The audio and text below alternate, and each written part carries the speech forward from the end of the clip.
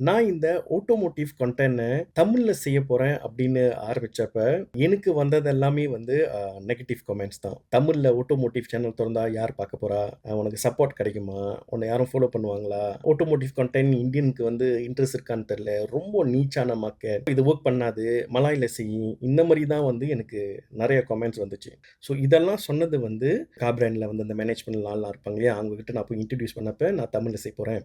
Support பண்ணுங்க அப்படின்னு சொன்னப்ப, எனக்கு வந்த ஃபீட்பேக்லாம் இதான். "ஏன் மலாய்ல செய். மலாய்ல செஞ்சா இன்னும் நெறைய வியூஸ் வரும்.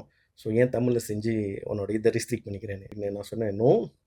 நம்ப வந்து இதுக்கு முன்னாடி வந்து அவங்கள இப்படி ஃபீட் பண்ணல. அதாவது வந்து இதுக்கு முன்னாடி யாரும் செய்யல. ஸோ யாராவது செஞ்சிருந்து அப்படி ரீச் ஆவல, யாரும் பார்க்கல, யாரும் சப்போர்ட் பண்ணல அப்படின்னா வந்து இந்த மாரி ஒரு ஸ்டேட்மெண்ட் குடுக்கலாம். யாருமே வந்து அப்படி ஒரு கன்டென்ட்ட குடுக்காம இப்படி ஜட்ஜ் பண்றது வந்து நியாயமா இருக்காது.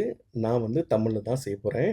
சப்போர்ட் பண்றதா இருந்தா சப்போர்ட் பண்ணுங்க" அப்படின்னு. பட் நான் ஸ்டார்ட் பண்ணி ஒரே வருஷத்துல பெருசா இல்ல. பட் ஸ்டில் எனக்கு 14,000 பிளஸ் ஃபாலோவர்ஸ் வந்திருக்கீங்க. எல்லா பிளாட்ஃபார்ம்லயும் சேர்த்து நினைக்கிறேன் வந்து ஒரு 20,000 ஃபாலோவர்ஸ் இருக்கும்.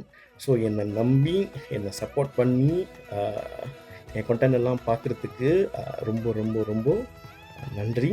உங்க எல்லாருக்கும் என்னுடைய தீபாவளி வாழ்த்து.